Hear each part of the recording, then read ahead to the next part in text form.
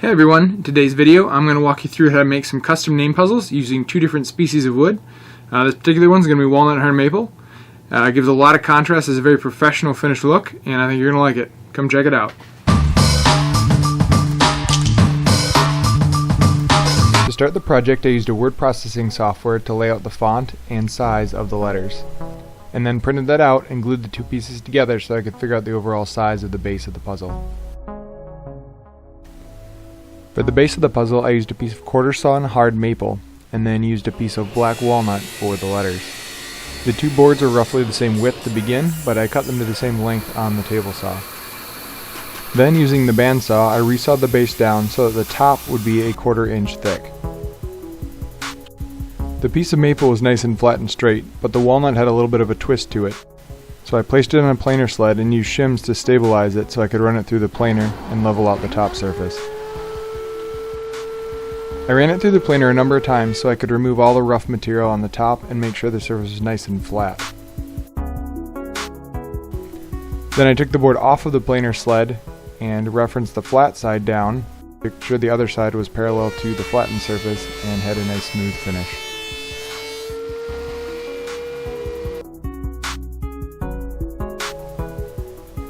I wanted to make sure that the puzzle had a lot of contrast, so I made sure I selected the piece of walnut to face up that had the darker color and more interesting grain.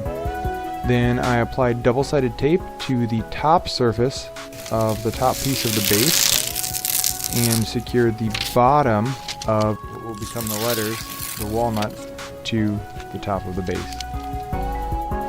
I placed the strips of tape roughly where the top and bottom of the letters would be. If you use too much, it can be really difficult to separate them later. Then I took my template and cut it to size to fit the top of the pieces of wood. I applied the template using a glue stick and made sure the template was well covered behind the edges of all of the letters to prevent the template from lifting up and separating from the board while I was cutting on the scroll saw. And then it's over to the drill press to drill pilot holes for each of the letters. I used a drill bit that was slightly larger than the blade of the scroll saw, and you want to make sure it's as small as possible so that you don't see it in the finished product. It's not specifically necessary because the bottom of this piece is going to be glued back onto the base, but it's still good practice to use a sacrificial board underneath whenever you're drilling so that way the bottom doesn't splinter out. I drilled the holes on the inside or outside corner of each of the letters, and then also on the inside of the D as the center had to be removed. Alright, so you're going to feed the blade of the scroll saw through the pilot hole. Give it some tension, and then cut your letters. When cutting out the letters, it's important to take your time and just stay right on the edge of all of the lines. And of course, you need to make sure you're listening to a good podcast while you're cutting out everything.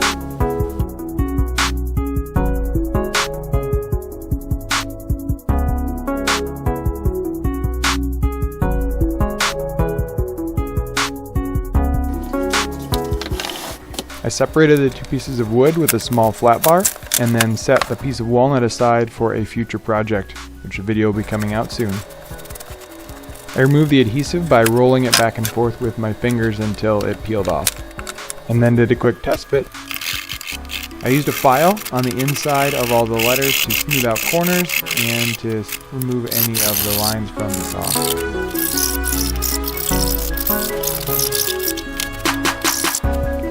I applied glue to the top section of the base and then spread it evenly with a silicone glue brush.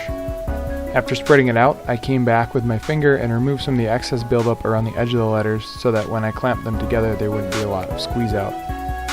I used clamps to secure the two pieces together, and then an additional piece of wood that was clamped in the center, which isn't shown here, to support the center of the letters and make sure that they were well placed.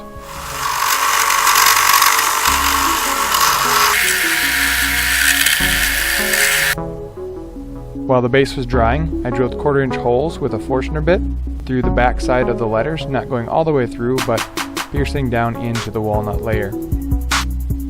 Then I separated each of the letters using a thin razor and removed the excess tape from the top and bottom of the letters. I applied glue between the two layers, spreading it out with a silicone brush, and then added extra glue inside the 1/4-inch hole. Then inserted a walnut dowel and cut that flush with a trim saw. The dowel will help hold the two pieces together and also helps align them so it's easier to sand and clean them up later. I wiped out the excess glue with a damp cloth and then applied some spring clamps to hold everything together while the glue dried. After letting everything set overnight, I removed the clamps and moved on to sanding.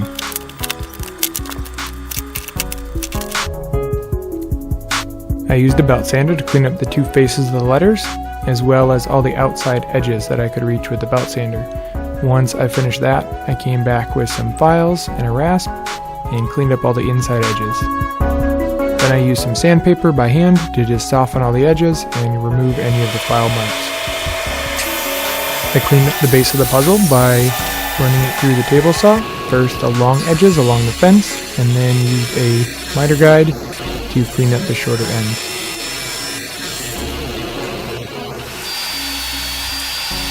I removed the saw marks on the belt sander, and then hand sanded with a random orbital sander to get a nice smooth face and to round over all of the edges.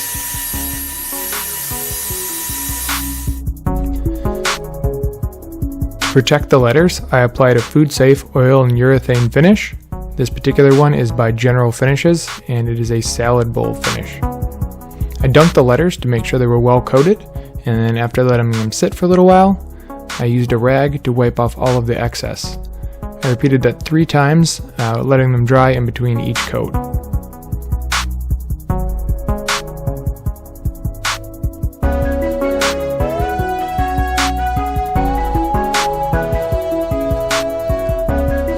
I applied the same finish to the base of the puzzle using a foam brush and did 3 coats on the base as well.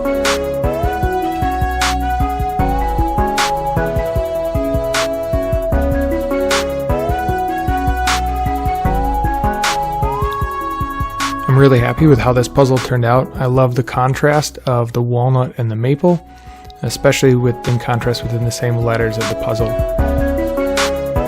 Thanks for watching. I hope you enjoyed the video and were able to learn something from it. If you have any questions or feedback, throw them in the comments below. If you liked the video, give it a thumbs up. And if you want to see future videos, hit that subscribe button with the little bell icon next to it, and you'll be notified the next time I have a video that comes out. Life is what you make it. Make something great.